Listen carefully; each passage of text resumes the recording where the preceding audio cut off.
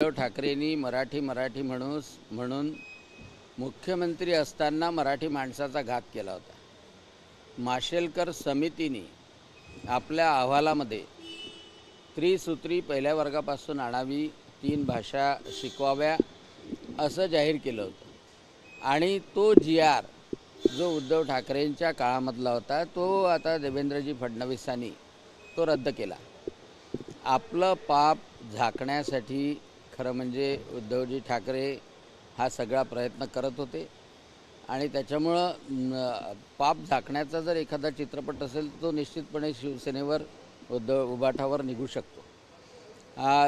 हा निर्णय जो घेतला तो अतिशय चांगला घेतला की नरेंद्रजी जाधव यांच्या अध्यक्षतेमध्ये समिती नेमल्या जाईल आणि ती समिती अभ्यास करेल की कोणत्या वर्षापासनं त्रिभाषी सूत्र हे लावल्या जाईल.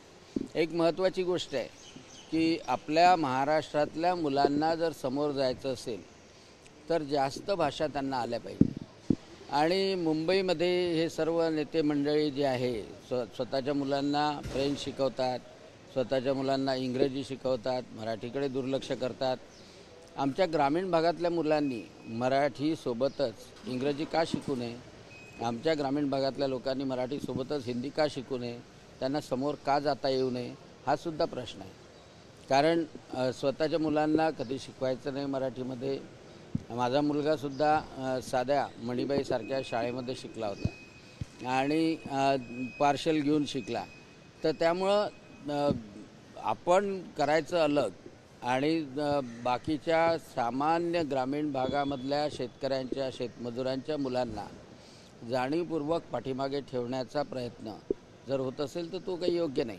आणि म्हणून त्रिसूत्री खरं म्हणजे उद्धव ठाकरे यांनी माशेलकर समितीच्या अहवालाप्रमाणे आणली होती त्रिभाषेचं सूत्र.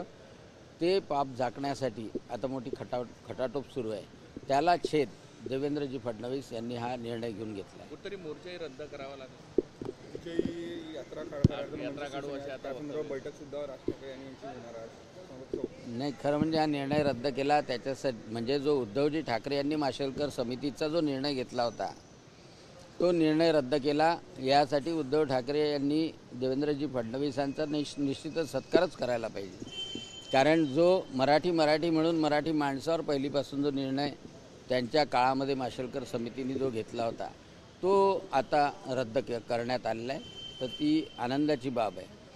आता पक्षवाढीसाठी पक्षाचं अस्तित्व टिकवण्यासाठी विजयी सभा वगैरे त्यांना घ्यावीच लागणार आहे. भाजप खोटं बोलणारा पक्ष आहे, अफवांची फॅक्टरी असा चित्रपट काढायला पाहिजे अशी टीका केली आहे. काय उत्तर द्याल?